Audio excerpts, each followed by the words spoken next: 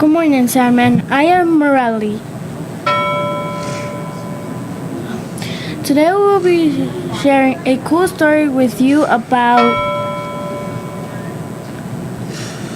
elephants. But Bella, can you please put your phone away, or do I need to review the cell phone policy with you? No thanks, I'm familiar with the policy. Our story just reminded me to think about the different ways people communicate, just like elephants in our story today. Oh yeah, people and animals have many ways of talking with one another, but to focus on elephants, today we have reporters Lorelai and Aaron in South Africa. Good morning. When you ask most small children what sound an elephant makes, they usually do something like this. But science tells us that elephants actually make sounds that humans can't hear in addition to the familiar trumpeting sounds. Yes, scientists have known for a long time that elephants have a special call to warn other elephants about bees. Things hurt baby elephants' bodies all over because of their thin skin. Bee stings also hurt adult elephants' eyes and trunks. Once elephants hear the warning call, they get ready to shake their heads forcefully so that the bees can't land on them. Right. And now scientists say bees and insects aren't the only thing that elephants are warning each other about. These low rumbles are used to communicate threats of humans to elephants.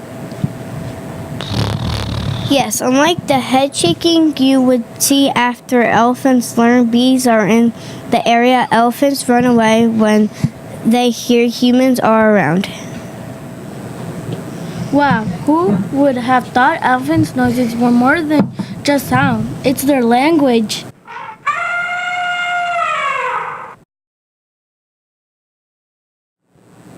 Hello, Sandman. Hello, I'm Mackenzie. And hello, I'm Layla. Time to get your head in the game. Yep, we're talking sports today for scnn local news. So get ready for a lot of sports theme puns. That's right. This story is a real touchdown today. We're going to take it all the way talking about how new rule will affect high school football players right here in our area. Yes, over half the injuries that players suffer occur during practice. Therefore, New Jersey is placing rules on the time players are allowed to tackle during practice. No doubt this will lead to less injuries on the field. With more on the new rules, we have Brittany speaking with Pleasantville football coach Chris Sacco. Hi there. I'm here at the Pleasantville High School football practice field speaking with Coach Chris Sacco about the new rules set forth by the state of New Jersey. Thank you for speaking with us today. Sure thing, sport. Coach, can you tell us of the new rules that you have to follow for the upcoming season? Yeah, they don't want kids tackling each other. Don't you have to tackle in football? Yeah, well, during the week, my players can only have contact for 15 minutes a week. How am I supposed to win games if my players can't practice hitting each other? Isn't it a good thing that the players won't get hurt as often so they can play in the games more? I guess I didn't think of that. I'll adjust like we always do. Well, nothing is final yet until the rules are voted on in April.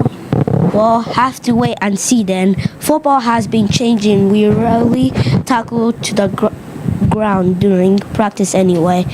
I was just in shock when I first read the new time limit.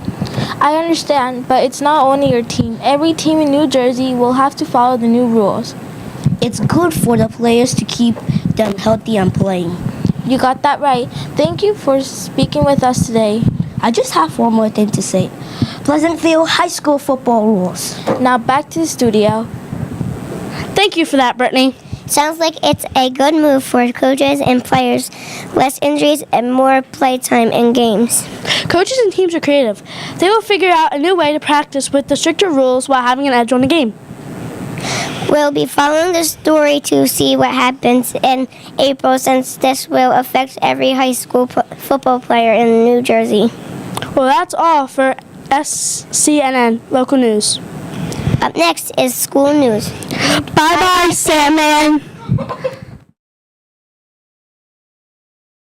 Good morning. I am Carly Spellman. And I am Andrew Brandt.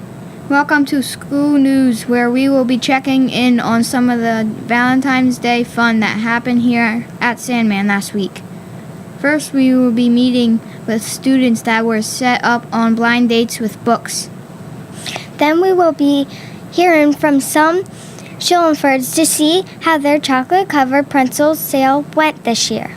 First, our second date update with Ava Shepard.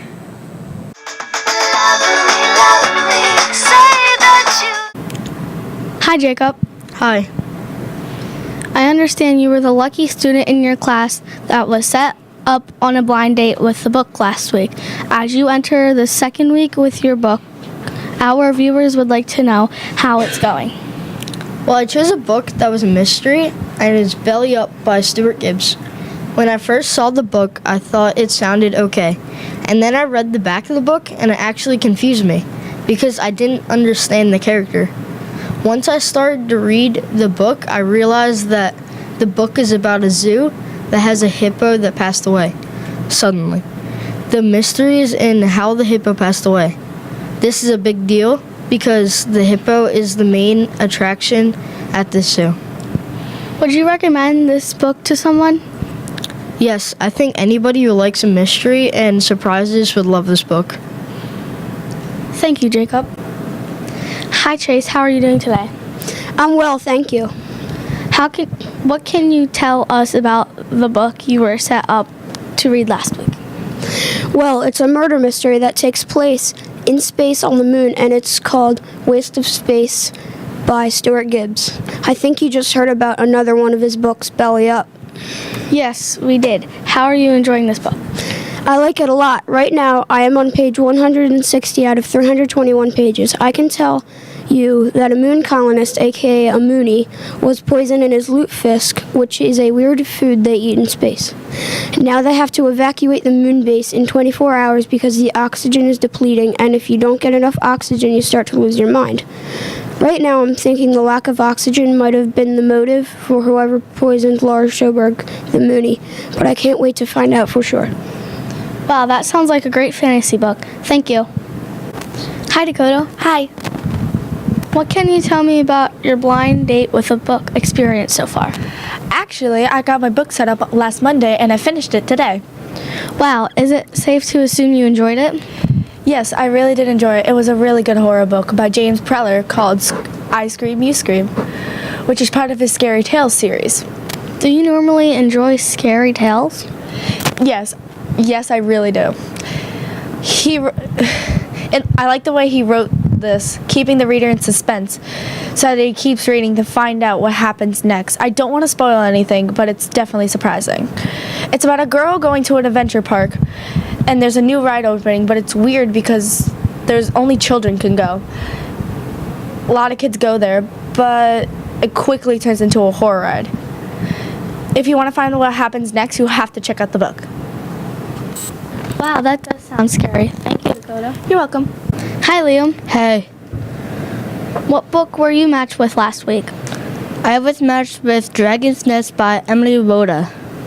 Have you started it? Yes, and I really like it. It has a lot of adventures and exploring in it. Right now, I can tell you that a Shadow Lord took over the land, and four sisters of the North, South, East, and West are trying to stop the Shadow Lord from taking over more land. Ooh, we'll have to read the book ourselves to find out how they managed to defeat the Shadow Lord. Well, at least I hope they defeat him. Me too, but it's only book one in a series, so I may have to read several books to find out. Hi, Santana. Hello. What book were you matched with last week?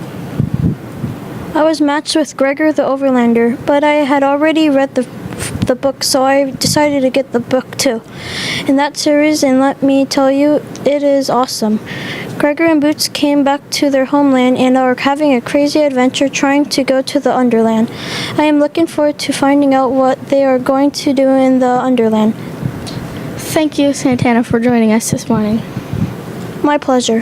And it sounds like students at Sandman were matched with some pretty interesting books. If there are any titles that interest you, be sure to check them out at your next book exchange. Thank you, Ava. And now for the Valentine's Day chocolate covered pencil sale update from Jennifer Rock. Good morning, Bernadette. Thank you for joining us. I heard this year's chocolate covered pencil sale was a record-breaking success. Yes, as a class, we made and sold 1,314 chocolate-covered pretzels, which means we had 657 orders, since there are 2 in each package. At the end of the sale, we raised a total of $1,200 for the Lower Township Children Dinner Program. That's sweet. Everyone in our class did a great job. The smell of chocolate and love was a thought of school during this sale for a great cause. Thank you for your hard work. Thank you to everyone who supported our sale. Well, that concludes this weekend school news. Have a great weekend.